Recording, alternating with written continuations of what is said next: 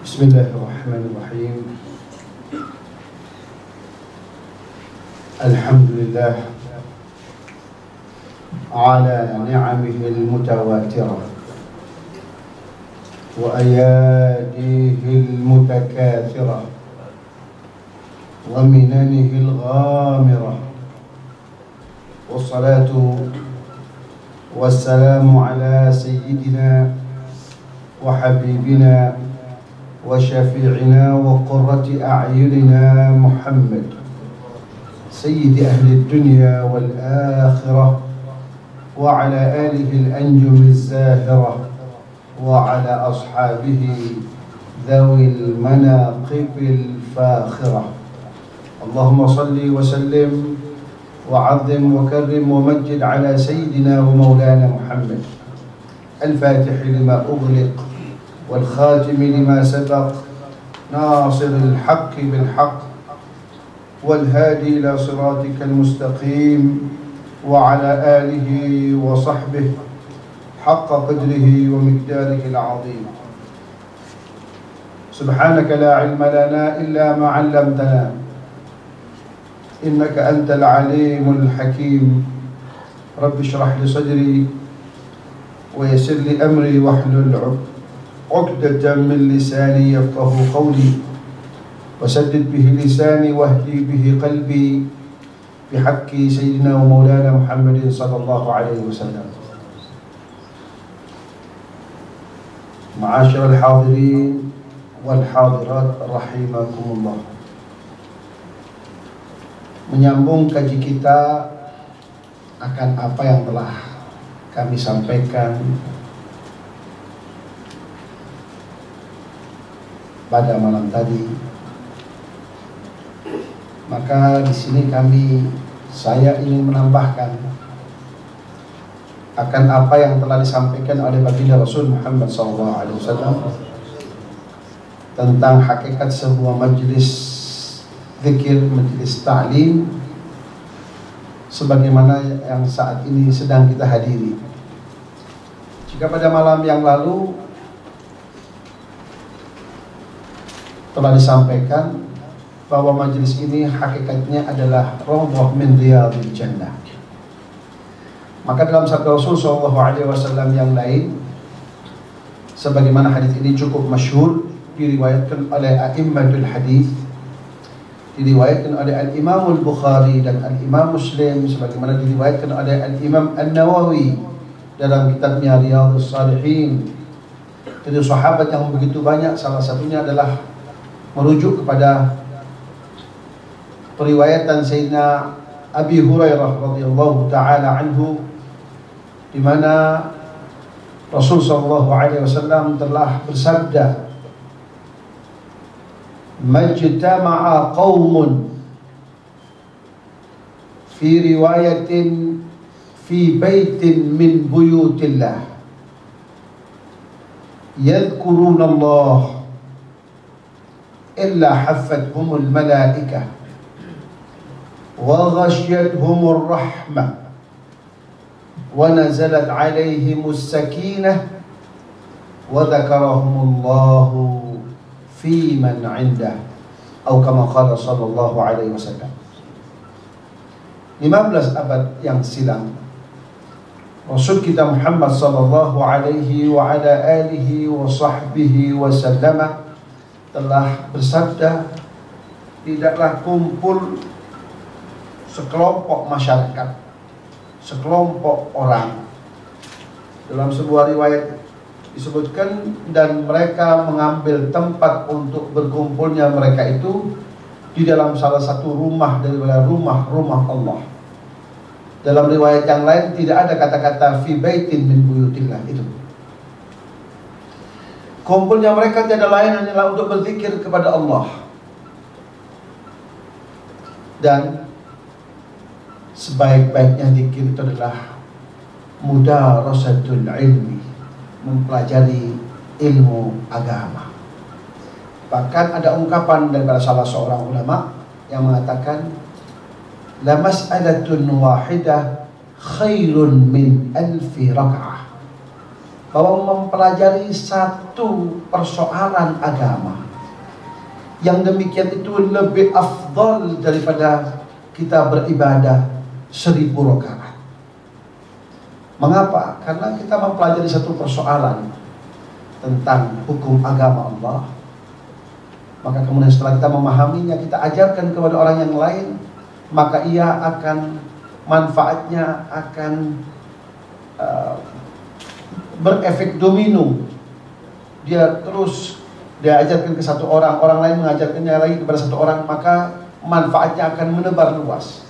Dari aspek inilah maka mempelajari sebuah ilmu pengetahuan agama itu jauh lebih tinggi, jauh lebih agung, jauh lebih mulia nilainya ketimbang kita beribadah dengan ibadah yang lain.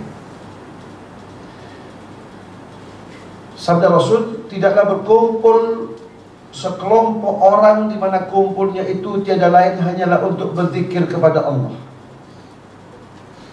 Seperti yang saat ini kita lakukan.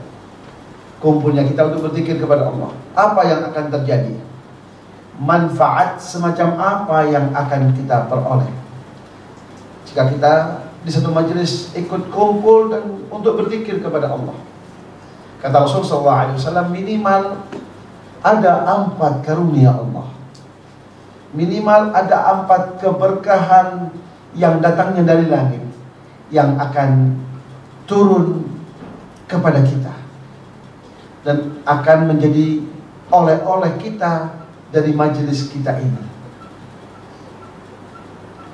Lalu Rasulullah SAW menjelaskan akan karunia-karunia Allah yang 4 itu. Maka kata Rasulullah SAW, yang pertama, haffadhumul malaikah. Sementara kita hadir di majelis ini, sementara kita duduk di atas hamparan karpet ini, tanpa kita sadari nun jauh di sana di alam malakut, tempat bersemayamnya para malaikat-malaikat rahmat Allah. Saat ini, detik ini, Allah perintahkan kepada para malaikat-malaikat tersebut untuk turun ke dunia, untuk turun ke kota kita tercinta ini, untuk turun ke majelis ini, seraya Allah perintahkan kepada para malaikat-malaikat itu untuk membentangkan sayapnya guna melindungi dan mengayomi orang-orang yang hadir di majelis tersebut.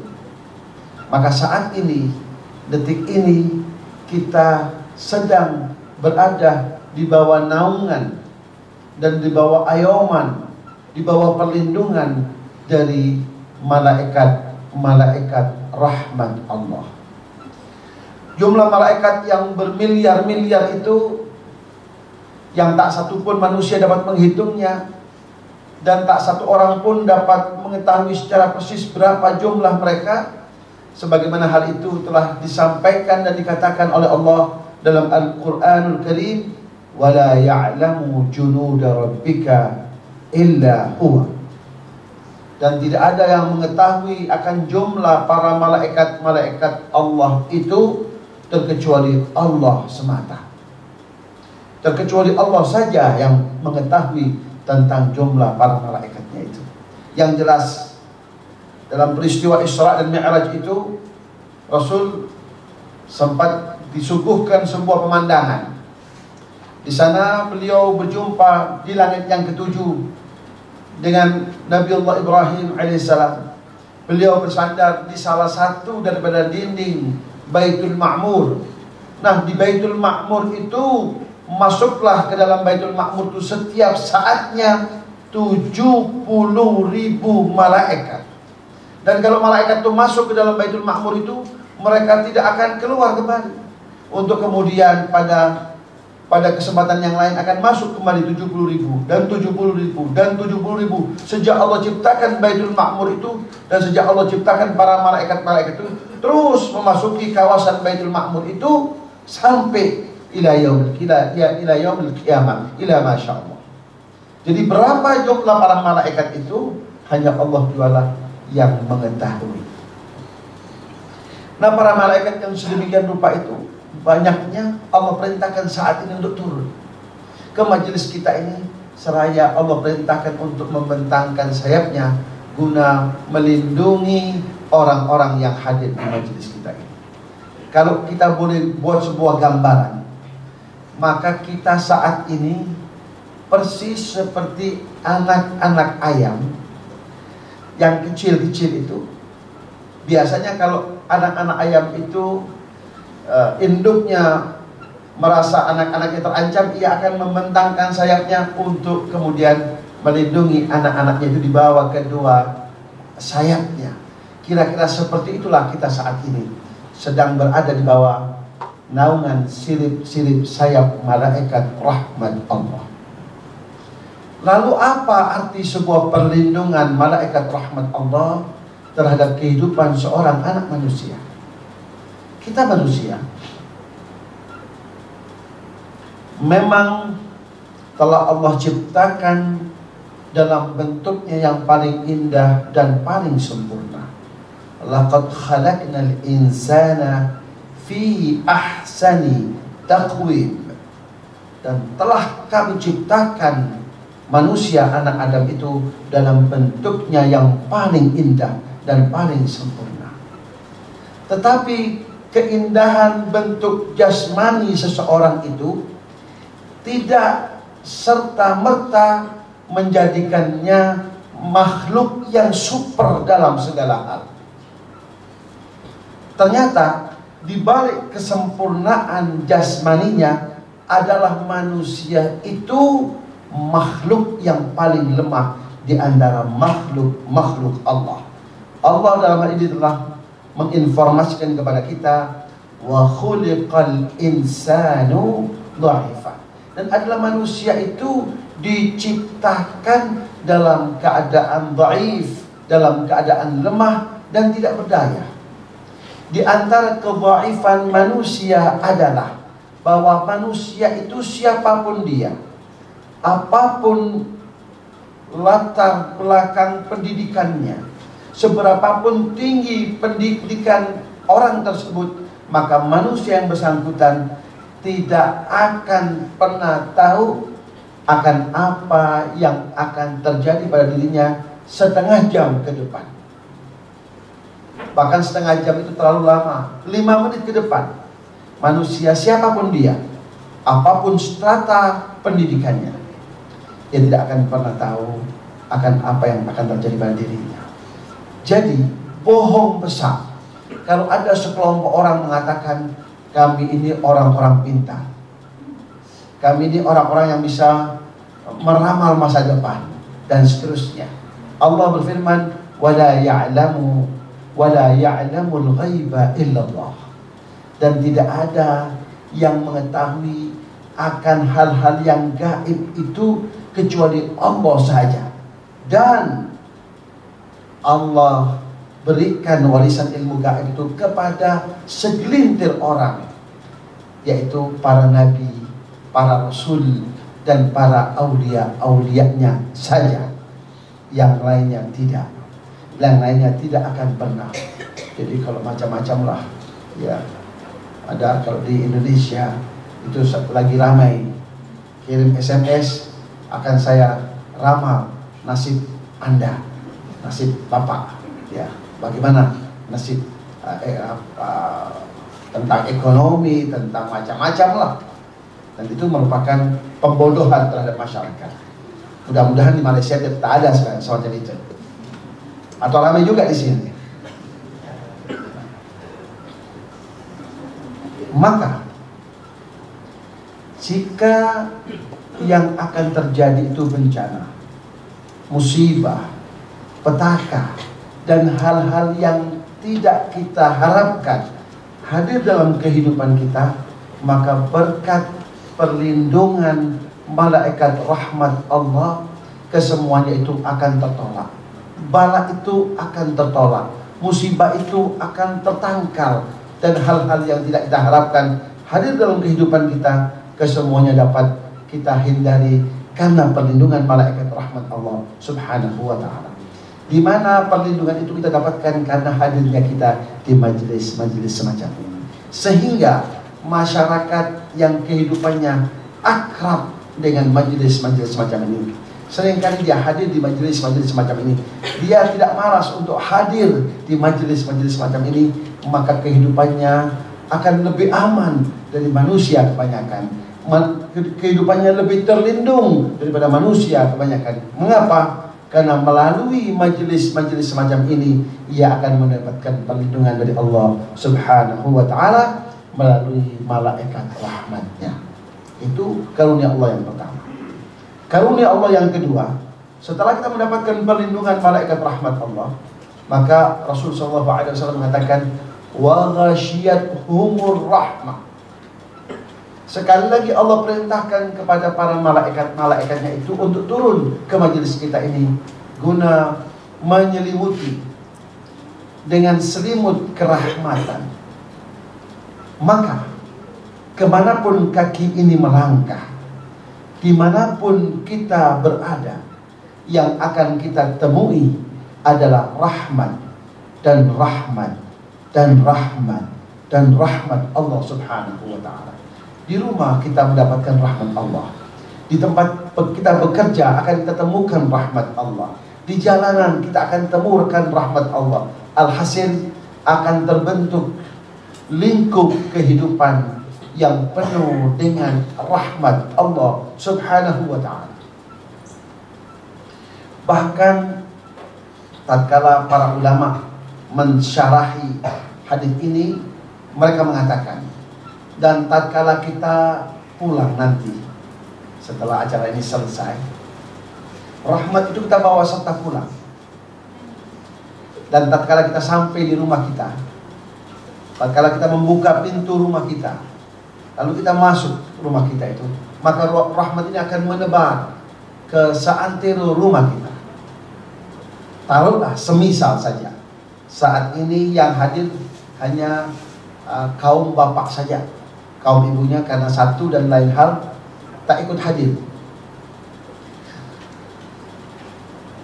Ini mimbabil mithal saja, hanya perumpamaan saja. Taruhlah selama ini istri-istri kita itu tingkat kepatuhannya, tingkat kesetiaannya hanya berkadar 50% atau 50/100. Artinya kalau kita, Allahu a'lam, apakah ada budaya kopi di pagi hari kalau di Malaysia? Kalau di Indonesia biasanya setelah sholat subuh para suami itu meminta dihidangkan kopi. Kita meminta kopi lah pagi hari. Maka para istri itu akan membuat kopi, tapi membuat kopi sambil mengomel. Dia aduk gula itu dengan gula yang mengomel. Orang lagi mengantuk, suruh buat kopi lah, ini macam-macam. Maka kopi dihidangkan, tapi tak kita minum hambar rasanya. Kenapa? Karena dia aduk tanpa cinta, tapi dengan omelan.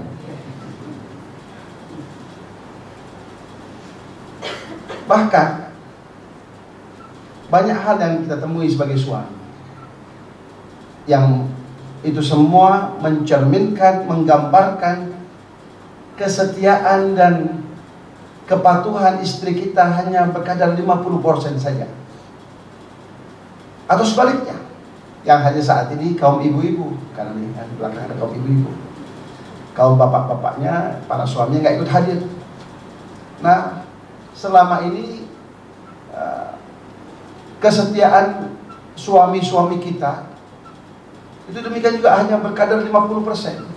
Bahkan sudah terdengar kabar burung akan menduakan kita.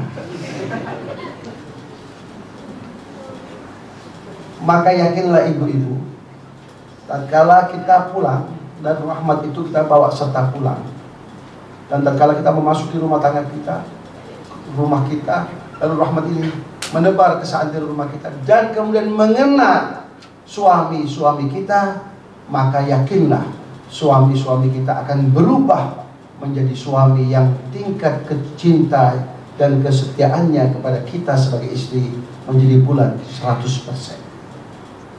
Bahkan angan-angan ingin kawin lagi itu pun serta-merta otomatis pupus dari pikirannya. Demikian pula dengan para suami-suami. Tatkala kita pulang, kita bawa serta pulang rahmat tadi itu dan kemudian mengenal istri kita akan berubah menjadi istri yang tingkat kesetiaan, kepatuhan dan ketaatannya menjadi bulat 100%. Atau tatkala kita bawa serta pulang rahmat itu dan kalau mengenal anak-anak kita. Anak-anak kita selama ini tingkat kepatuhan dan kesolehannya hanya berkadar 50% saja. Seringkali perintah kita dibantahnya, utamanya saat kita bangunkan untuk melaksanakan sholat. Utamanya lagi kalau sholat itu sholat subuh. Nah, banyak ya. Jarang sekali anak kita dengan sekali kita perintahkan lalu bangun. Tapi biasanya agak berat. Dan untuk itu memang tugas yang diberikan oleh Allah. Memang perintah sholat itu bukan hal yang mudah. Oleh karena itu Allah SWT mengatakan, wa'mur ahlaka bis-salati 'alaiha wastabir 'alaiha. Wa'mur ahlaka bis-salati wastabir 'alaiha. La nas'aluka rizqa.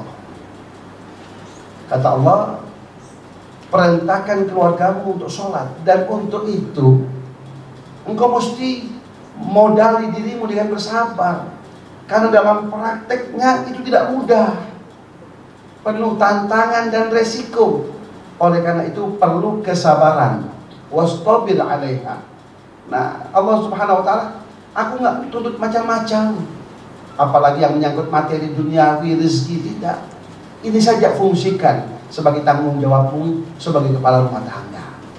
Itu yang dituntut Allah Subhanahu wa taala dari diri kita. Wastabir 'alaiha.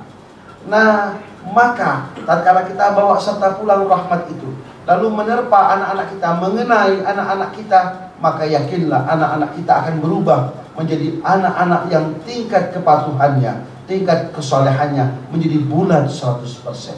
Sehingga rumah tangga yang sakinah, yang penuh nuansa mawaddah warahmah. Suami mencintai istri, istri yang menyayangi suami, anak-anak yang soleh dan solehah akan muncul ke permukaan sebagaimana yang selama ini kita cita-citakan. Jika demikian, ternyata keberkahan sebuah majelis berdampak luas dan berdampak jauh untuk kehidupan kita. Sumbangsinya, kontribusinya, peranannya dalam kehidupan kita amat sangat luar biasa dan amat sangat jauh. Kalau begitu, kalau kita mengharapkan rumah tangga kita tetap utuh, tetap harmonis, caranya gampang. Dengan sering-sering kita menghadiri majelis-majelis macam ini. Bukan yang macam-macam, bukan make up-nya makin tebal gitu, ya, bedaknya makin tebal, tidak. Cukup dengan apa itu? Cukup dengan sering kita menghadiri majelis ta'lim, majelis dzikir. Karena kalau dengan kita sering menghadiri majelis-majelis dzikir, kita makin hari tampak di mata suami kita semakin cantik saja. Ya, jadi kalau kita mau menjaga rumah tangga kita agar tetap utuh, harmonis, hendaknya kita sering-sering hadir majelis-majelis semacam ini. Kemudian yang ketiga, setelah kita mendapatkan perlindungan Allah, selimut kerahmatan, yang ketiga adalah wa nazalat alaihimus sakinah. Sekali lagi Allah perintahkan kepada para malaikat-malaikat untuk turun ke majelis ini guna mengkaruniakan rahmat Allah, karunia Allah yang luar biasa nilainya, yang setiap manusia hidup ia membutuhkannya, tetapi tidak semua manusia yang hidup di dunia ini akan memperolehnya. Sayangnya, walaupun itu dibutuhkan oleh manusia, tapi yang namanya karunia Allah yang satu ini bukanlah komoditas perdagangan yang diperjualbelikan di pasar-pasar dan di kedai-kedai. Apa yang rahmat Allah yang dimaksud? Rahmat Allah yang dimaksud adalah sakinatullah. Apa itu sakinatullah? Sakinatullah itu tidak lain adalah ketenangan hati dan ketentraman jiwa. Hati yang tenang, jiwa yang tentram adalah milik orang-orang yang akrab dengan majelis-majelis zikir kepada Allah Subhanahu wa ta'ala. Bukankah telah dikatakan ala bidzikrillah tatma'innul qulub. Hanya dengan berzikir kepada Allah, ketenangan hati dan ketenteraman jiwa itu akan kita peroleh. Maka orang-orang yang seringkali hadir majelis taklim, seringkali hadir majelis zikir, adalah tampilannya berbeda dari manusia kebanyakan. Kalau manusia kebanyakan, sedikit isu dia akan goncang hatinya, jiwanya, mudah termakan fitnah, mudah dia terpengaruh. Namun tidak demikian halnya dengan orang-orang yang akrab dengan majelis zikir, dengan majelis taklim. Ia lebih tegar, ia lebih kuat, ia punya kepribadian lebih tegar dari yang lain. Ia tak mudah terpengaruh, tak mudah termakan fitnah. Mengapa? Karena Allah telah tenteramkan hatinya, Allah telah teguhkan hatinya, sehingga ia punya kepribadian yang tangguh serta teguh, kuat, tak mudah terpengaruh oleh isu-isu dan fitnah-fitnah di seputar kehidupannya. Itu rahmat Allah yang ketiga. Rahmat Allah yang terakhir adalah wa dzakarahumullahu fi man 'indah. Sekali lagi, saat kita hadir di majelis ini, saat kita duduk di majelis ini, saat kita mendengarkan pelajaran keagamaan ini, tanpa kita sadari keberadaan kita saat ini di tempat ini sedang dibanggakan oleh Allah di depan halayak para malaikat-malaikatnya. Seraya Allah berkata kepada para malaikat-malaikatnya, wahai para malaikatku, lihatlah masyarakat Malaysia, masyarakat Kuala Lumpur, yang pernah kalian protes keberadaannya. Saat ini Allah ingatkan kembali akan cerita lama. Saat Allah hendak menciptakan Adam alaihissalam, saat Allah katakan inni ja'ilun fil ardi khalifah, wahai para malaikatku, aku hendak menciptakan seorang khalifah di permukaan bumiku ini. Saat itu para malaikat merespon, qalu ataj'alu fiha man yufsidu fiha wa yasfiku ad-dima wa nahnu nusabbihu bihamdika wa nuqaddisu lak. Ya Allah, akankah engkau ciptakan makhluk yang hanya akan membuat kerusakan dan akan membasahi serta menggenangi bumimu dengan genangan darah, sedangkan kami bangsa malaikat selalu bertasbih mentakdiskan asma dan sifatmu. Nah, saat itu Allah berkata kepada para malaikat-malaikatnya, qala inni a'lamu ma la ta'lamun, bahwa aku lebih mengetahui akan apa-apa yang tidak pernah kalian ketahui. Maka saat ini Allah ingat kejadian itu kembali. Wahai para malaikatku, lihatlah bangsa manusia yang pernah kalian protes keberadaannya. Ternyata saat ini mereka sedang kumpul, dan kumpulnya mereka bukan sedang membicarakan masalah-masalah keduniaan, tetapi kumpulnya mereka dalam rangka berzikir kepadaku, bertasbih kepadaku, dan berselawat kepada nabiku, serta mempelajari akan nilai-nilai agamaku. Maka perintah Allah saat ini kepada para malaikat-malaikat itu, wahai para malaikatku, atas gunjingan terhadap bangsa manusia yang pernah kalian lakukan, aku perintahkan kalian saat ini untuk memohonkan ampun, untuk beristighfar untuk orang-orang yang hadir di majelis itu. Maka tanpa kita sadari, saat kita hadir di majelis ini, berjuta-juta, beratus juta, bermiliar-miliar malaikat rahmat Allah sibuk beristighfar, memohonkan ampun bagi dosa dan kesalahan kita. Maka besar harapan kita kepada Allah.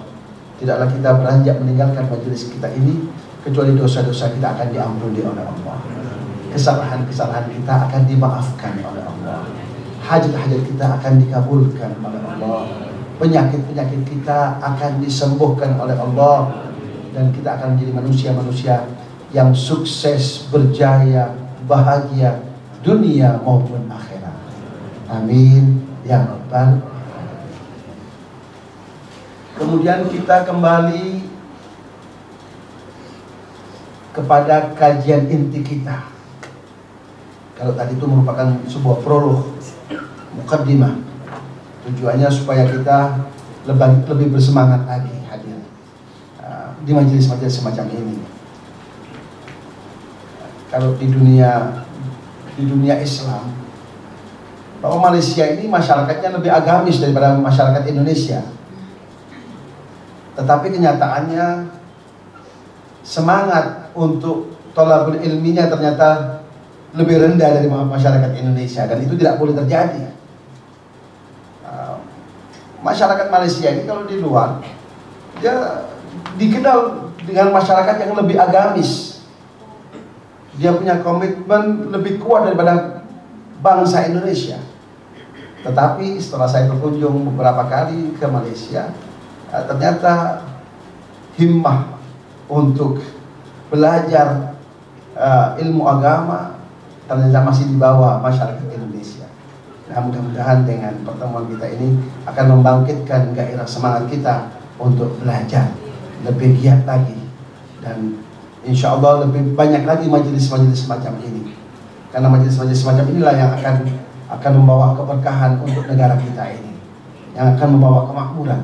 Ya, wa ma kana Allahu yu'adzibahum wa anta fihim wa ma kana Allahu mu'adzibahum wa hum yastaghfirun. Majelis-majelis semacam inilah yang akan menangkal balak-balak yang akan turun ke sebuah negeri, ya, karena di dalamnya banyak beristighfar kepada Allah Subhanahu wa ta'ala.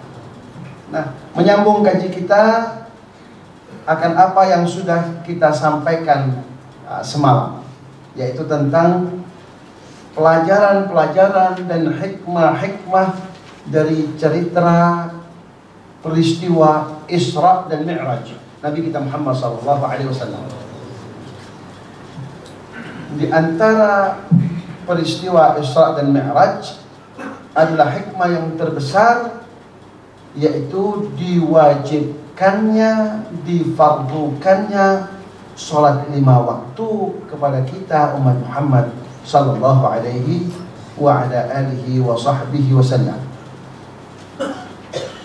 Sedangkan semalam sudah kita sampaikan bahwa tatkala Allah Subhanahu wa ta'ala wajibkan sholat itu, bukan karena Allah Subhanahu wa ta'ala membutuhkan rukuk sujud kita, tasbih, tahmid dan takbir kita, Allahu Akbar, Alhamdulillah, ya, Subhana Rabbiyal A'la wa bihamdi dan seterusnya, bukan. Tetapi tatkala Allah Subhanahu wa ta'ala perintahkan dan wajibkan serta fardukan kepada kita sholat itu, tiada lain tujuannya litakuna silatan bihadratih, agar kita punya kesempatan untuk berhubungan dengan Allah Subhanahu wa ta'ala. Jadi mengapa Allah Subhanahu wa ta'ala wajibkan kita salat? Allah untuk memberikan kesempatan kepada kita sebagai hambanya untuk berhubungan dengan Allah Subhanahu wa ta'ala sebagai pencipta kita. Litakuna silatan bihadratih, yang pertama.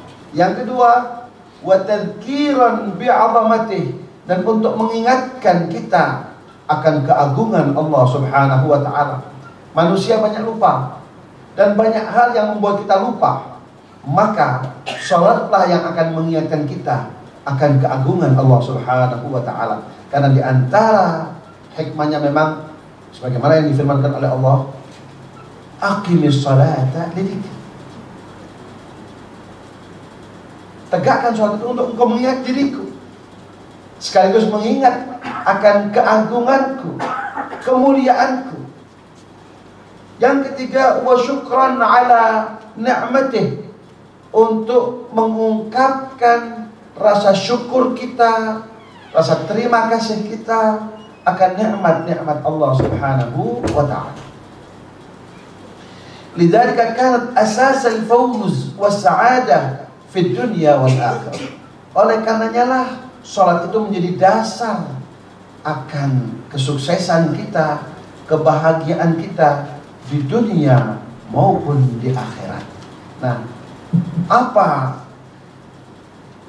yang dimaksud dengan sukses itu?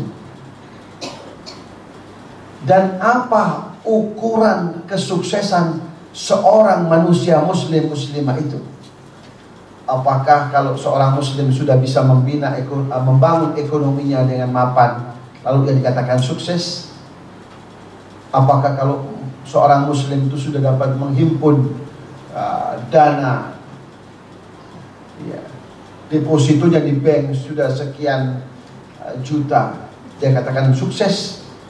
Ataukah jika ia sudah bisa membangun rumah yang indah, memarkir kereta yang paling mahal, itukah tolak ukur kesuksesan?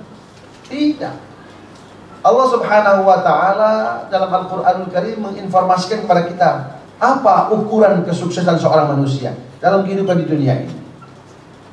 Firman Allah, kesuksesan seseorang hidup di dunia ini manakala orang itu telah memastikan dapat dia meraih dua hal. Allah katakan sebelumnya, kullu nafsin dha'iqatul maut, bahwa kematian itu pasti akan ditemui oleh semua yang bernyawa. Kalau kita hidup, kita bernafas, pasti kita mati. Kita mau atau kita menolaknya, tapi kematian pasti akan menjemput kita. Kata Allah, meskipun engkau lari, meskipun engkau berlindung fi burujin musyayyadah, yudrikumul maut, kematian itu pasti akan menjemput. Jadi kalau kematian itu sudah pasti, lambat atau cepat pasti kita temui, lalu apa ukuran kesuksesan seseorang? Adalah kata Allah, faman zuhziha 'anil nar wa udkhilal jannata faqad faz wa mal hayatud dunya illa mata'ul ghurur. Kata Allah, adapun orang yang zuhziha 'anil nar, telah dijauhkan oleh Allah, yang memastikan dirinya telah dijauhkan oleh Allah dari segala ancaman neraka Allah. Itu yang pertama. Yang kedua, wa udkhilal jannah, dan dia dapat dipastikan akan memasuki surga Allah. Maka itulah kesuksesan yang sebenarnya. Adapun seberapa besar, seberapa banyak kekayaan duniawi itu, sama sekali dia merupakan kesenangan yang penuh dengan daya tipu. Wa mal hayatud dunya, adapun kehidupan duniawi ini dengan segala ragamnya, dengan segala jenisnya, illa mata'ul ghurur, kecuali hanya kesenangan yang penuh dengan daya tipu. Jadi itulah tolak ukur kesuksesan menurut konsep Al-Quran.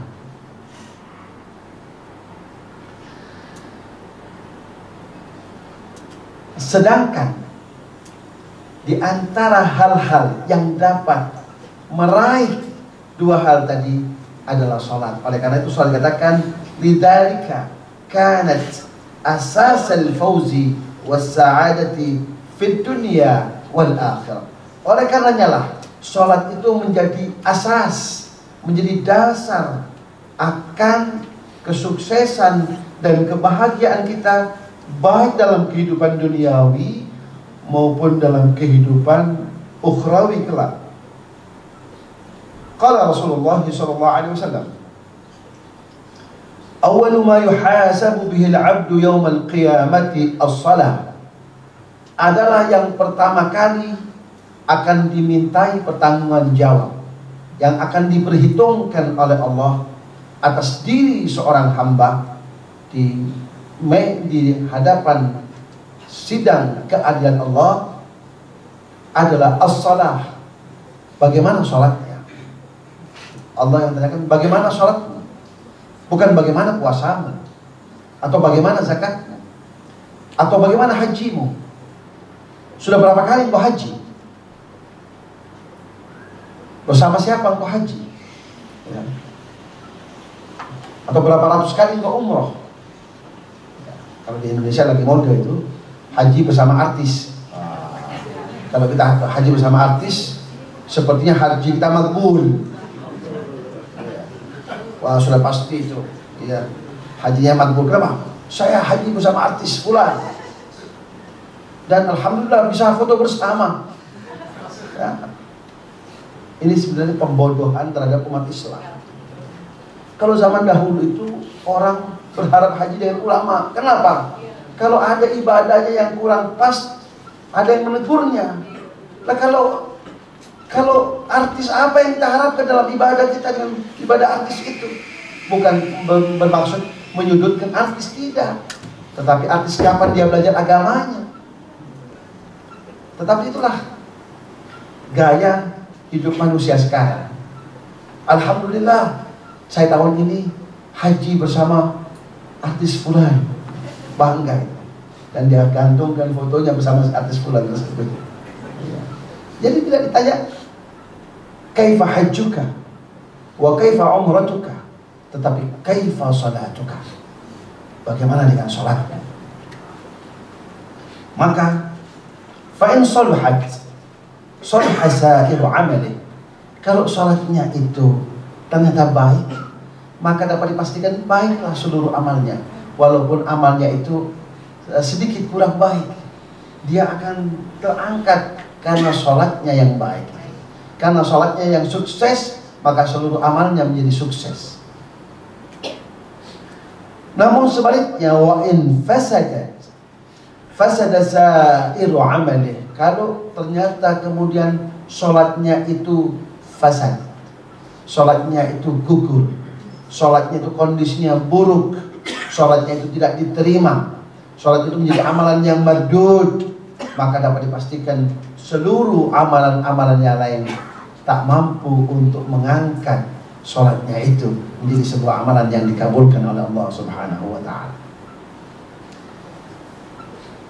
Maka dikatakan wala ajaba an takuna as-salatu unwan al-amali fa innal mudawamata ala adaiha kamilatan bi khushu'in wa khudu'in lillahi ta'ala tagrisu fi nafsi muraqabatahu azza wa jalla. Maka tidaklah heran jika salat dijadikan unwan, dijadikan tolak ukur, dijadikan alamat, tanda, ya, tanda akan keterkabulan amalan kita, akan suksesnya amalan kita. Jadi tolak ukurnya adalah salat.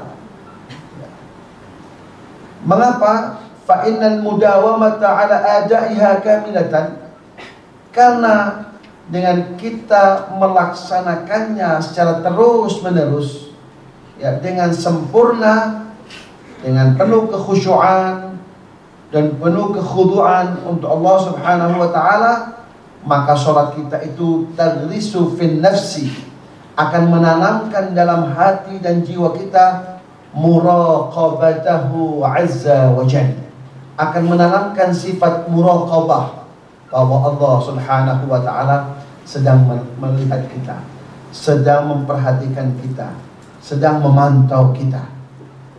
Sebagaimana firman Allah, inna rabbaka labil mirsad, bahwa Allah itu selalu memantau kita, akan gerak-gerik kita, akan aktivitas kita, sehingga tidak ada gerakan, tidak ada activity terkecuali kesemuanya itu dalam pantauan Allah Subhanahu wa ta'ala. Nah, perasaan semacam itu kapan kita peroleh? Manakala kita telah melaksanakan sholat kita itu bi khusyu'in wa khudu', dengan penuh kekhusyuan dan dengan penuh rasa tunduk kepada Allah Subhanahu wa ta'ala. Artinya kita menjiwai daripada pelaksanaan sholat kita tadi itu. Maka pada saat yang sama akan tertanam sifat muraqabah, bahwa kita sedang di bawah pengawasan Allah Subhanahu wa ta'ala. Lalu apa yang terjadi? Apa perbedaan antara orang yang sudah punya sifat bahwa Allah sedang memperhatikan dirinya dengan orang yang tidak? Maka dikatakan oleh Sayyidi wa Imami Sayyid Muhammad bin Ali al-Maliki, wa man raqabahu jalla wa ala khasyahu wa taqah wa aqbala ala ma fihi ridah fa sadaqa idha haddath wa waffa idha wa'ad wa adda al-amanah wa sabara 'inda an-niqmah wa syakara 'inda an-ni'mah. Maka perbedaan antara orang yang sudah mendapatkan sifat muraqabah tadi dan yang tidak adalah, kalau orang sudah menyadari bahwa Allah Subhanahu wa ta'ala saat itu dan untuk selamanya memperhatikan dirinya, maka apa? Khasyah wa taqa, ia akan selalu merasa takut kepada Allah Subhanahu wa ta'ala dimanapun dan kapanpun. Dia selalu merasa takut kepada Allah Subhanahu wa ta'ala. Wa aqbala ala ma fi ridhah, dan dia selalu bekerja keras akan amalan-amalan di mana jika dia amalkan di situ akan menghadirkan dan mendatangkan ridha Allah. Selama itu ada ridha Allah, maka dia akan bekerja keras untuk mengamalkannya tanpa mengenal lelah, tanpa mengenal penat, tanpa mengenal capek, tanpa mengenal bosan. Selama itu amalan ada mengandung akan keridhaan Allah, pasti dia akan kejar, pasti dia akan amalkan sepenat apapun ia saat itu, secapek apapun ia saat itu.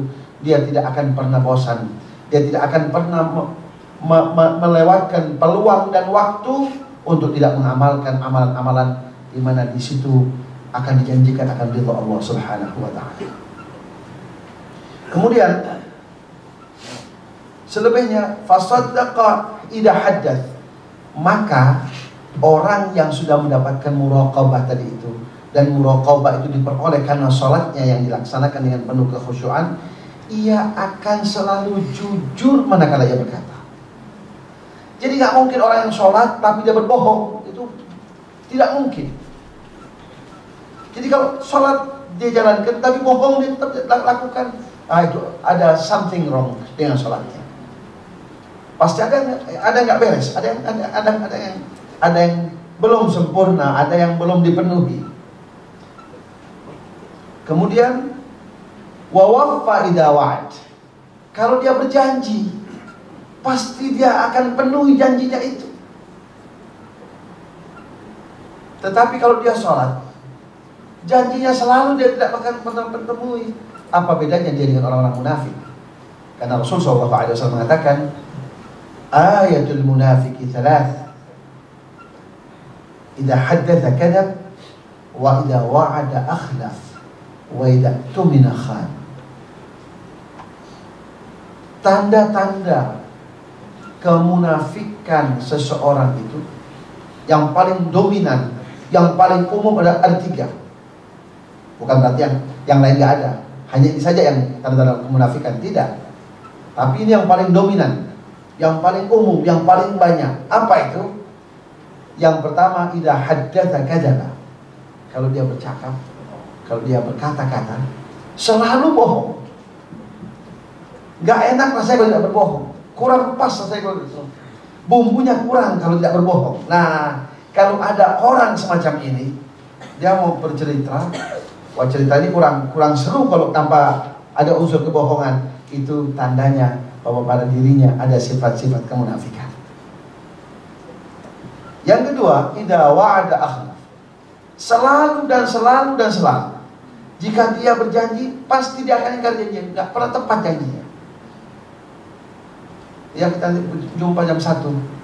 Oh, kalau si fulan biasa jam 2 baru datang. Ya, minimal lambat 1 jam. Itu sudah menjadi kebiasaannya. Nah, maka orang ini yang biasa terlambat itu dalam jiwanya pasti ada sesuatu. Apa itu? Sifat-sifat kemunafikan. Jadi sebenarnya untuk kita introspeksi diri itu, Rasulullah SAW telah banyak memberikan nilai-nilai kepada kita. Kita bisa bercermin setiap waktu, kita ini sudah sampai di mana? Kualitas keislaman kita sudah seperti apa? Apakah warna keislaman kita masih macam-macam warnanya, seperti maaf kata bintang zebra, ya, putih hitam, putih hitam, putih hitam. Ya. Muslim, tapi warna keislamannya masih belum pasti. Ya. Islam ada bayang-bayang bohong, ada bayang-bayang apa itu? Selalu ingkar janji, ya kan? Maka ya kita tak ubahnya seperti binatang zebra tadi itu. Putih nggak putih, hitam nggak hitam. Nah, dengan sholat yang kita laksanakan dengan baik tadi itu akan mewariskan sifat muraqabah. Dan muraqabah itulah yang kemudian akan menjadikan kita muslim yang kafah. Muslim yang kalau berbicara shadaqah idza haddath, wa waffa idza wa'ad, wa addal amanah, dan dia akan pasti menunaikan amanah. Wa sabara 'inda nikmah, dan dia pasti akan bersifat sabar jika menghadapi ujian. Justru disitulah perbedaan antara muslim yang baik dengan munafik. Kapan itu? Waktu mendapatkan cobaan. Sebab tidak selamanya benda yang berwarna kuning itu emas. Kapan yang kuning itu dapat dipastikan emas? Tatkala kita sudah uji. Oh ya, yang lain yang bukan emas akan berubah warna. Ada yang berubah warnanya menjadi merah, ada yang berubah menjadi putih. Tapi sebelum diuji semuanya tampak sama. Demikian pula dengan manusia mukmin. Mukmin, kapan manusia mukmin sejati itu? Saat ia menghadapi ujian. Untuk itulah Allah Subhanahu wa taala berfirman, "Ahasiban nas an yutraku an yaqulu amanna wa hum la yuftanun." Apakah manusia itu berpikir setelah mereka memaklumatkan aku ini orang mukmin, aku ini orang muslim, bahkan disebut muslim aja dia marah, saya bukan muslim tapi saya mukmin. Nah, setelah manusia itu memaklumatkan keimanannya kepada Allah, lalu mereka tidak akan diuji oleh Allah? Tidak, kata Allah. Mereka pasti akan diuji sebagaimana Allah telah menguji umat-umat yang sebelumnya. Jadi konsekuensi orang yang beriman dalam kehidupan ini pasti dia akan mengalami ujian, cepat atau lambat, banyak atau sedikit, pasti ia akan mengalami ujian. Dan ujian yang dimaksud itu adalah hakikatnya sebuah nikmat yang dikemas oleh Allah dengan kemasan yang agak berbeda. Oleh karena itu konsep ujian itu dalam kacamata Islam yang dialami oleh seorang manusia mukmin, dia bisa berfungsi liraf'id darajat atau limahwi sayyiat. Untuk itulah Allah Subhanahu wa taala tatkala berfirman hal yang mengenai ujian, Allah katakan,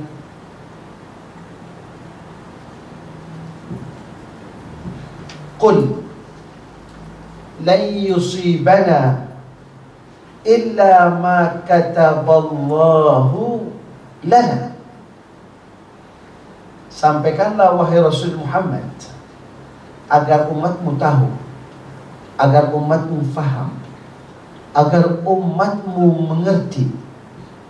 Lan yusibana, tidaklah akan mengenai diri kami orang-orang yang beriman itu musibah apapun, musibah harta benda kita, musibah kepada diri kita, musibah dengan kena penyakit, musibah dengan berpisah dengan orang yang kita cintai, musibah dan musibah dan musibah, illa terkecuali musibah itu ma kataballahu lana, adalah sesuatu yang sudah ditetapkan oleh Allah dan positif sifatnya untuk kita.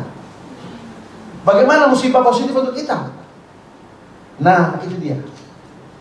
Yang pertama adalah liraf'id darajat. Yang kedua limahwi sayyiat. Dari mana pola pikir seperti ini dalam Islam? Musibah dikatakan sebagai nikmat. Dari mana pola pikir itu? Jangan di luar, itu apa itu pelajaran Habib itu? Pembodohan. Orang kena musibah dibilang nikmat. Nah, kata Nabi Sallallahu Alaihi Wasallam,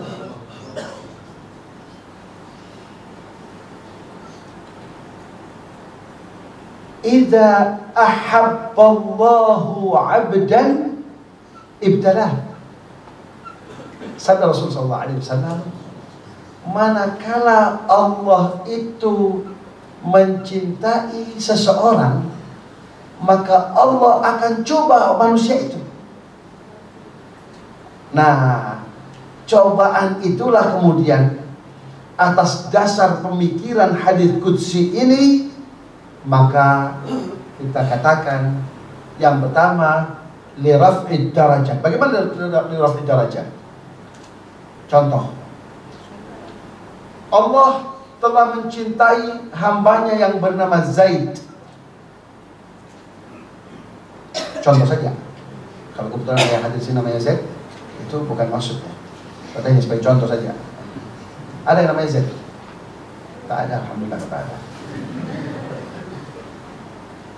Allah mencintai Zaid, tapi yang dicintai Zaid termasuk orang yang tidak punya semangat hidup.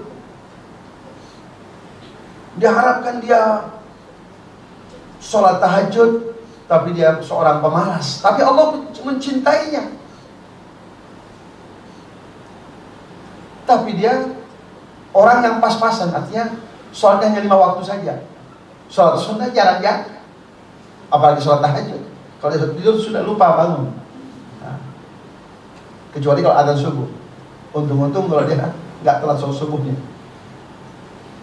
Diharapkan dia melakukan taqarrub kepada Allah, tapi nggak pernah dilakukan. Sedangkan Allah memaukan orang itu melakukan taqarrub. Taqarrub itu dengan apa? Dengan bin nawafil, dengan melakukan hal-hal yang sunnah. Tetapi yang bersangkutan tidak pernah melakukannya. Diharapkan dia melakukan taqarrub, tapi dia tidak pernah. Sedangkan Allah memaukan dia untuk naik derajatnya. Maka bagaimana caranya? Ada pertanyaan. Kenapa nggak langsung aja Allah angkat derajatnya? Oh tidak, Allah Maha Adil. Kenapa mengangkat Zaid sedangkan Umar tidak diangkat? Pasti akan ada pertanyaan semacam itu. Dan Allah Maha Adil. Maka bagaimana cara agar Zaid tadi itu menjadi orang yang tinggi pangkat dan derajatnya dekat dengan Allah? Allah kemudian hadirkan musibah dalam kehidupannya. Fungsinya li raf'id darajat.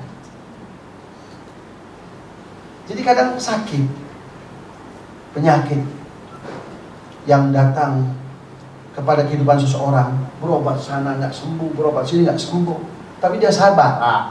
Harus disikapi dengan sabar. Maka yakinlah bahwa penyakit itu dalam rangka mengangkat harkat dan derajat orang tersebut. Kalau orang yang bersangkutan itu orang soleh, oh ini dalam rangka raf'ud darajat. Oleh karena itu ada tradisi dalam Islam. Kalau kita menjenguk orang yang sakit, ya, menjenguk orang sakit itu sunnah. Sunnah dari ajaran Islam. Itu ada kewajiban yang harus kita tunaikan, hak dan kewajiban, ya. Fa idza marida fa'udhu. Kalau ada saudaramu yang sakit, jenguk dia, tengok dia, minimal untuk menenteramkan hatinya. Nah, ada kebiasaan kita dan orang-orang dahulu itu, kita katakan kepada yang bersangkutan itu, yang sakit itu, supaya hatinya tidak gelisah. Raf'ud darajat. Oh, ini dalam rangka mengangkat derajatmu. Jadi engkau bersabar. Sehingga yang bersangkutan ada sedikit ketenangan. Seperti itu. Atau ada sang Zaid tersebut adalah yang dicintai oleh Allah. Allah berhak untuk menyintai hambanya. Tetapi yang sang Zaid tidak tahu diri. Dicintai malah dia dalam kehidupan ini banyak yang dilakukan yang ngawur-ngawur. Banyak dosa yang dilakukan. Ditunggu taubatnya nggak taubat-taubat. Padahal dia hamba yang dicintai oleh Allah. Sekali lagi, Allah hapuskan saja kalau Allah cinta. Tidak, Allah Maha Adil. Karena tetangganya yang bernama Amr itu juga berbuat dosa, dihisab oleh Allah. Lalu bagaimana cara untuk menghapuskan dosa dan kesalahannya? Allah hadirkan musibah tadi itu dalam rangka mahfuz sayyi'at.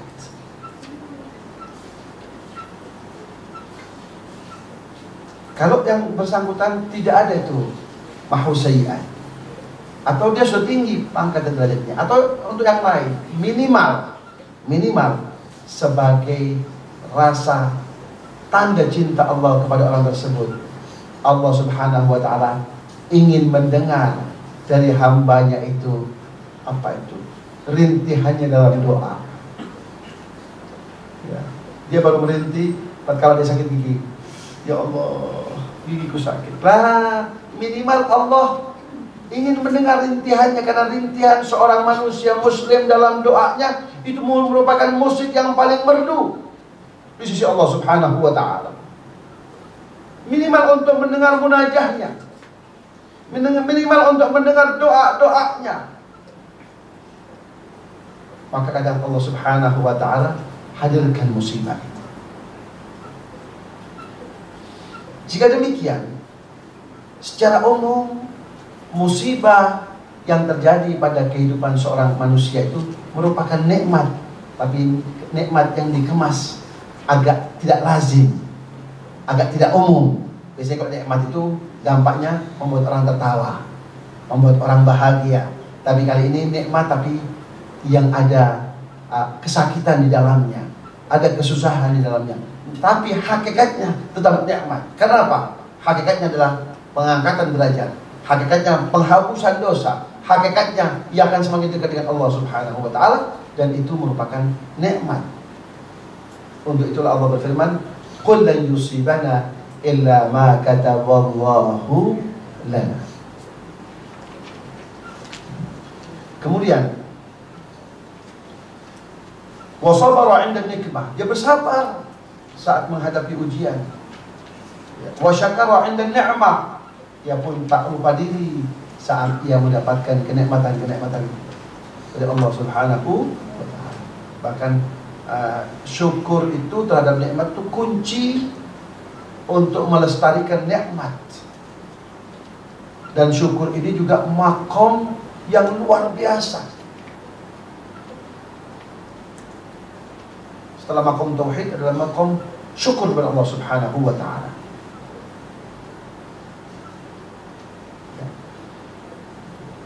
Allah berfirman, la in syakartum la azidannakum. Kalau engkau bersyukur, pasti akan aku tambah nikmatku. Bukan sekedar melestarikan, bahkan menambah kuantitas daripada nikmat tersebut. Jadi ingin lestari akan apa yang telah kita peroleh, syukuri ia. Dan syukur itu tidak cukup dengan hanya mengucapkan alhamdulillah, itu nilai minimal, alhamdulillah itu. Tetapi selebihnya adalah menyalurkan apa yang telah Allah berikan itu ke jalan yang diridhai oleh Allah Subhanahu wa ta'ala.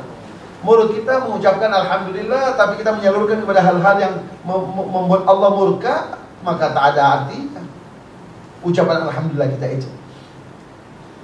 Lidah mengucapkan alhamdulillah, lalu amalan kita adalah menyalurkannya ke jalan yang diridhai oleh Allah Subhanahu wa ta'ala, maka itulah arti syukur yang sebenarnya. Dan jika itu kita lakukan, maka yakinlah nikmat Allah itu akan langgeng, lestari, tetap pada diri kita, bahkan Allah akan tambah kepada kita. Dan kita yakin bahwa itu merupakan nikmat. Sebab kalau tidak, kita mendapatkan karunia Allah, tapi kemudian kita semakin jauh dengan Allah Subhanahu wa ta'ala. Sehingga orang-orang awam mengatakan, itu fulan gak sholat, gak puasa Ramadan, dia makan, dia menghisap rokok, tapi kehidupannya makmur. Sedang sedikit itu fulan itu sholat 5 waktu di surau, tapi kehidupannya susah. Lebih banyak sholat saja lah. Itu bukan nikmat, tapi itu istidraj. Apa itu istidraj? Allah ulur dia untuk semakin jauh dengan Allah Subhanahu wa ta'ala. Tampaknya di permukaan ia nikmat, tapi sebenarnya sesuatu yang dapat menjauhkan dia dari Allah Subhanahu wa ta'ala. Jadi bukan nikmat tapi nikmah. Maka dalam bahasa agama disebut istidraj, untuk membuat manusia semakin jauh dengan Allah. Contohnya banyak. Fir'aun pun dia kaya raya, berkuasa. Namrud demikian pula. Qaman, Haman. Banyak contoh-contoh nama-nama yang tatkala hidup di dunia ini penuh dengan apa itu? Bergelimang harta, bergelimang kekuasaan. Tapi kekuasaan yang ada pada diri mereka itu bukan sebagai nikmat, tapi merupakan istidraj. Allah Subhanahu wa ta'ala memang mengulurnya agar dia semakin jauh dari Allah Subhanahu wa ta'ala. Itu berawal dari tatkala sang manusia yang bersangkutan tidak pernah sadar untuk mensyukuri nikmat Allah Subhanahu wa ta'ala. Jadi orang yang melaksanakan dengan sholat yang baik itu adalah orang yang kemudian punya kesadaran diri untuk mensyukuri akan nikmat-nikmat Allah Subhanahu wa ta'ala. Qala ta'ala, innal insana khuliqa halu'a idza massahu syarru jazu'a wa idza massahu alkhairu manu'a illa almusallin alladzina hum 'ala salatihim daimun. Allah berfirman, innal insana khuliqa halu'a, bahwasanya manusia itu diciptakan dalam keadaan hati dan jiwa yang penuh dengan pemberontakan. Dia tak mau menerima, selalu berontak. Maka Allah jelaskan, idza massahu syarru jazu'a, manakala dia mengalami musibah, keburukan, kejelekan, dia berontak. Kenapa ini harus terjadi pada diri saya? Kenapa saya harus hidup kalau saya harus menderita? Dan seterusnya dan seterusnya. Maka sifat berontak dan protes itu sifat bawaan manusia. Demikianlah manusia dicipta dengan sifat-sifat bawaan yang tidak stabil, yang tidak normal, dengan sifat-sifat labil bawaan manusia, yaitu selalu memberontak, selalu protes. Namun wa idza massaul khairu manu'a, manakala dia mendapatkan kebaikan, rezeki, ya dia tidak bicara, bahkan cenderung untuk menikmati rezeki itu seorang diri. Jadi kalau dapat musibah dia baru cerita, wah, Anda tidak tahu bahwa saya sedang mengalami musibah. Tapi belum pernah ada ceritanya manusia mendapatkan kebaikan lalu dia mengatakan, Pak Cik tak tahu, saya semalam dapat rezeki, bilang ini saya bagikan pada Pak Cik sebagian. Belum pernah ada itu. Tapi kalau bagi-bagi musibah, bagi-bagi cerita yang tak enak, itu sering kali. Itulah sifat bawaan manusia. Kata Allah, illal musalli, terkecuali orang-orang yang melaksanakan dan menegakkan sholat. Artinya orang-orang yang menegakkan sholat itulah yang dapat mengatasi sifat jelek bawaan manusia itu. Apa itu? Halu'a, jazu'a, manu'a. Tiga sifat jelek ini dapat dikikis habis dengan pelaksanaan sholatnya. Yaitu illal musallin, terkecuali orang-orang yang melaksanakan sholat, di mana mereka itu alladzina hum, di mana mereka itu ala salatihim, terhadap sholat mereka daimun, selalu melaksanakannya sesuai dengan tuntunan dan tuntutan agama. Jadi orang-orang yang tekun melaksanakan sholat adalah orang-orang yang dapat mengatasi sifat-sifat jelek, sifat-sifat labil bawaannya sebagai manusia. Apa itu? Halu'a, jazu'a, manu'a. Selalu berontak, selalu memprotes, seakan-akan dia punya hak untuk memprotes Allah. Kenapa ini harus terjadi pada diri saya? Saya tidak minta diciptakan. Kalau saya diciptakan hanya untuk mengalami kesusahan ini. Nah, seakan dia punya hak untuk protes seperti itu. Itulah sifat manusia. Sifat yang mencerminkan kebodohan dan tidak adanya kearifan. Sifat jelek tadi itu dapat dihilangkan, dapat dihapuskan dan diganti dengan sifat positif melalui pelaksanaan sholat. Dan difardukannya sholat agar setiap manusia dapat mengatasi sifat-sifat jeleknya itu, agar menjadi manusia yang arif, menjadi manusia yang punya muraqabah. Dan kalau muraqabah itu dia peroleh, dia pasti akan jujur manakala berkata, dan dia akan memenuhi janjinya manakala dia berjanji, dan dia akan menunaikan amanahnya manakala ia diserahi amanah. Untuk itu semua Allah Subhanahu wa ta'ala fardukan salat itu. Wa man raqabahu jalla sya'nuhu imtana'a amma yughdibuh falam yazni wa lam yurabi wa lam yahqid wa lam yahsud wa lam yumatil fi huquqin nas. Dan barang siapa yang telah mendapatkan sifat muraqabah tadi itu, akan Allah Subhanahu wa ta'ala, dia sadar bahwa Allah selalu memantau aktivitinya, ya, imtana'a amma yughdibuh, dia akan mencegah diri, akan menahan dirinya dari hal-hal, dari amalan-amalan yang akan membuat murka Allah Subhanahu wa ta'ala.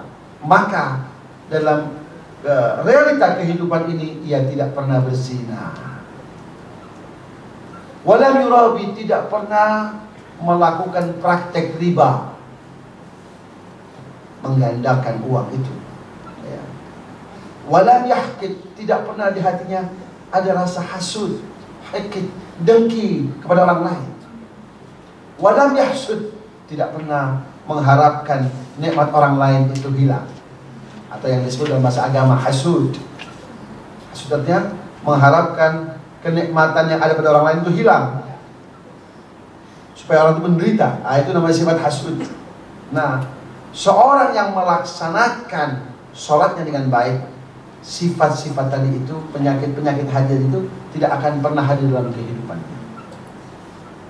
Walam yumatil fi huquqin nas, pada saat yang sama orang ini tidak pernah mengulur-ngulur waktu untuk memberikan hak-hak orang.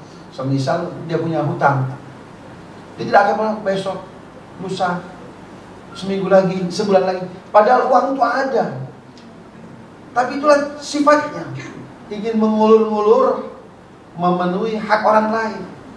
Dia berhutang, tapi giliran dia harus membayar hutangnya, besok, lusa, bulan depannya lagi, terus begitu, membuat orang yang punya uang tadi itu marah, geram, dan seterusnya. Padahal uang itu ada di kantongnya, tapi itulah hobinya, mengulur-ngulur waktu untuk memenuhi hak-hak orang lain. Sifat yang jelek dan sifat yang dimurkai oleh Allah Subhanahu wa ta'ala. Walam yudayyi' huquq ahlihi wa 'iyalihi wa jiranihi wa aqaribi wa muwatinihi, dan ia tidak pernah menyia-nyiakan hak-hak keluarganya, hak-hak anak-anaknya. Jadi sosok orang yang melaksanakan sholat itu, kalau dia kepala rumah tangga, adalah sosok suami yang baik. Sosok orang yang melaksanakan sholat itu adalah sosok suami yang mampu menyayangi istrinya. Sosok bapak yang punya dedikasi dan tanggung jawab yang tinggi terhadap anak-anaknya.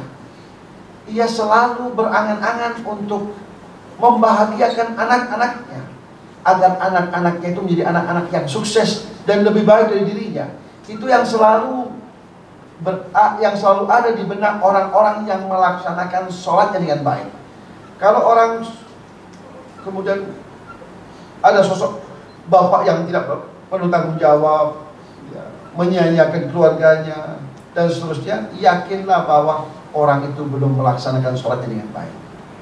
Tapi tatkala orang itu melaksanakan sholat dengan baik adalah menjadi sosok manusia yang penuh tanggung jawab, penuh dedikasi sebagai seorang suami atau sebagai seorang ayah. Wajirani, dan tatkala dia bertetangga juga demikian. Dia tidak pernah mengusik tetangganya dengan apapun, sehingga tetangganya itu merasa aman dan senang. Wa aqaribi wa muwatinih, dan kerabatnya, ada famili, ada karib kerabat, dia selalu menggalang silaturahmi, selalu memenuhi hak-hak kerabatnya. Walaupun sebulan sekali dia akan menjalin silaturahmi itu, sehingga karib kerabatnya itu tidak merasa asing bahwa dia adalah saudara, bukan orang lain. Nah, kalau ada kemudian sosok manusia karena kesibukannya, karena satu dan lain hal kemudian yang memutuskan tali silaturahmi, dapat dipastikan orang tersebut belum melaksanakan sholat dengan baik.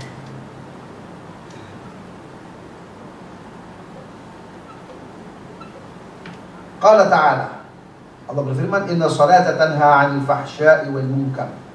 Sesungguhnya sholat itu dapat mencegah dari kefahsyaan dan kemungkaran. Fahsya itu adalah sifat-sifat keji, sifat-sifat yang tidak disukai oleh agama.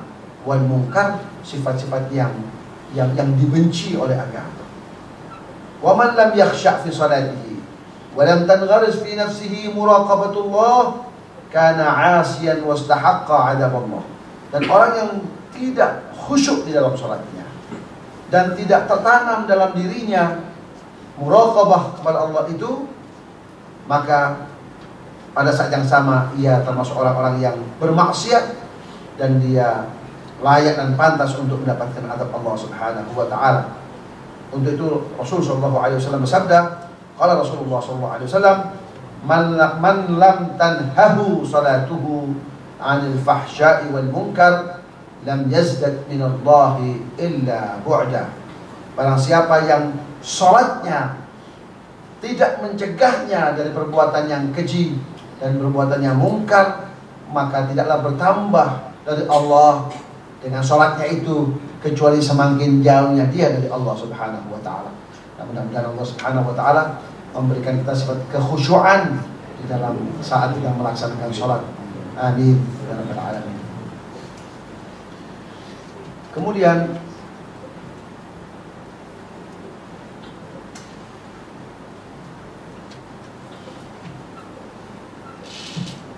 Rasul sallallahu alaihi wasallam juga memposisikan sholat ini bukan sekedar sebagai sebuah kewajiban, tapi Rasul memberikan contoh kepada kita bahwa sholat ini merupakan solusi yang terbaik, jalan keluar yang terbaik untuk mengatasi segala bentuk problematika kehidupan kita yang beragam. Maka Rasul sallallahu alaihi wasallam memberikan contoh kepada kita saat beliau menghadapi umat, saat beliau sedang berdakwah kepada umat, lalu umatnya tetap bersikukuh dan bertahan dengan kekufuran dan kesyirikannya. Kadang-kadang hati Rasul menjadi gamang, gelisah.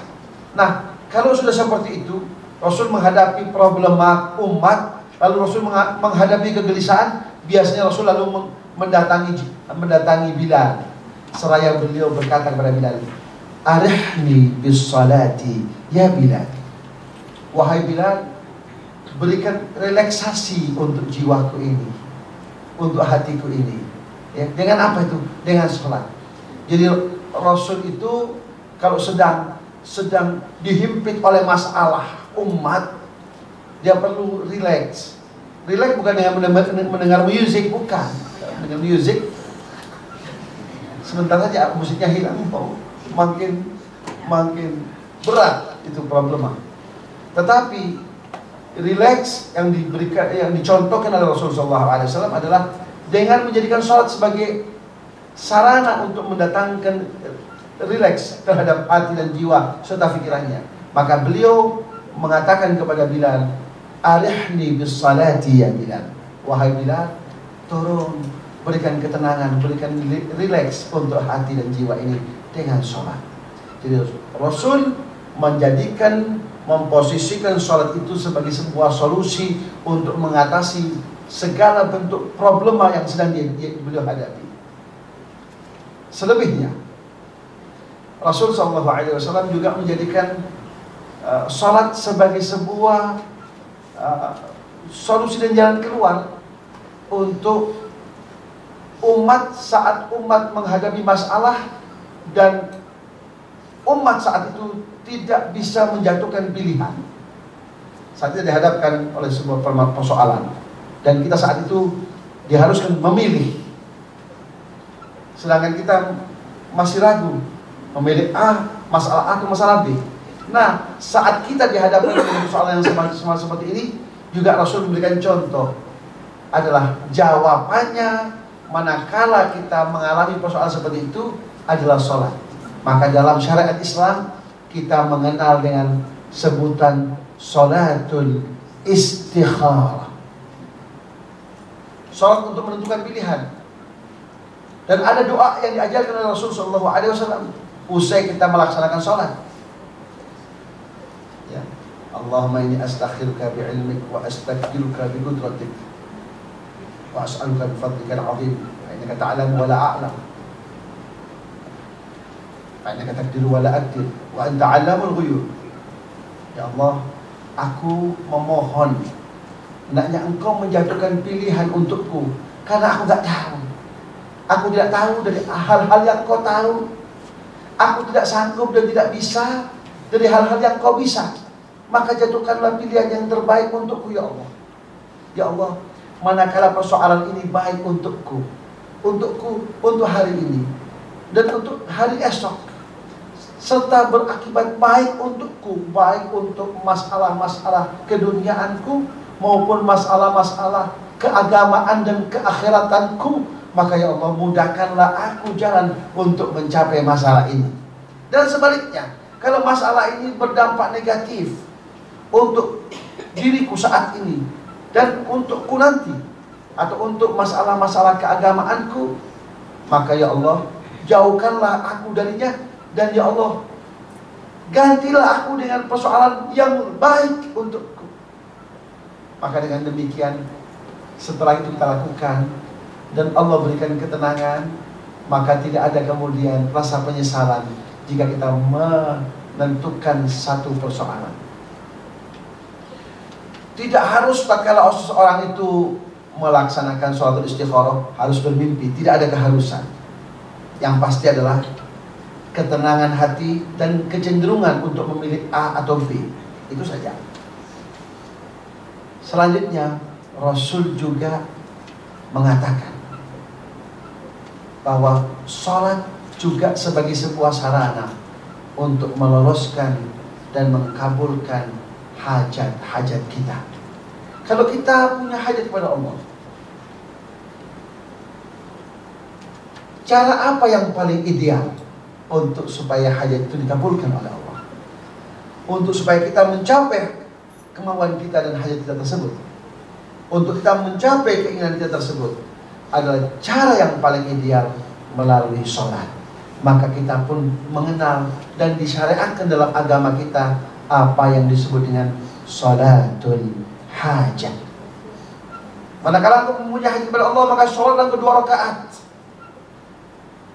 lalu mohonlah kepada Allah agar Allah mengkabulkan hajat-hajatmu itu. Manakala Allah yang maha bijaksana dan maha tahu bahwa hajat itu adalah baik untukmu, maka yakinlah Allah akan kabulkan hajatmu itu. Tapi dalam hal ini, dalam kemauan kita ini, kita harus bersikap lebih dewasa lagi dari hari-hari sebelumnya. Mengapa? Karena Allah telah menyadarkan kita dalam sebuah ayatnya. Allah berfirman, fa'asa an tuhibbu syai'an fa huwa syarrun lakum. Boleh jadi engkau menghendaki sesuatu, engkau menginginkan sesuatu. Wah, ini baik, ini pas, ini bagus, ini ideal, ini akan berdampak positif, ini akan membawa kebahagiaan untukku. Kata Allah, padahal dia buruk untukku. Jadi yang menurut akal kita, menurut persepsi kita, menurut analisa kita, menurut ilmu kita, menurut analisa kita baik, kata Allah. Tidak, justru dia buruk, untuk menyadarkan kita bahwa siapapun kita, apapun tingkat analisa kita, kita adalah manusia yang penuh keterbatasan, manusia yang penuh kelemahan. Analisa bukan segala-galanya, prediksi bukan segala-galanya, yang macam-macam itu bukan segala-galanya. Agar manusia itu jangan terlalu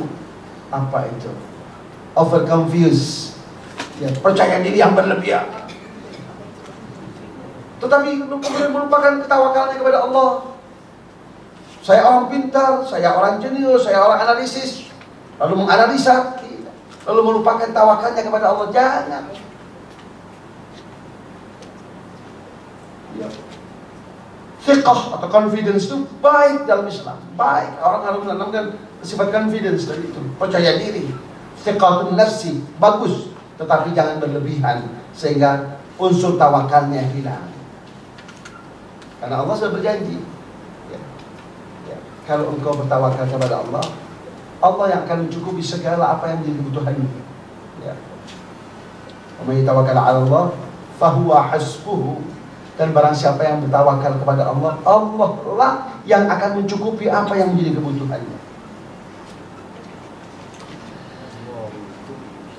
Maka sholat ternyata pada kesimpulannya, tatkala Allah Subhanahu wa taala wajibkan kepada kita, ya, dia merupakan berkah. Kenapa? Karena kita memang memerlukan untuk mengatasi sifat-sifat labil bawaan manusia. Apa itu? Halu'a, jazua.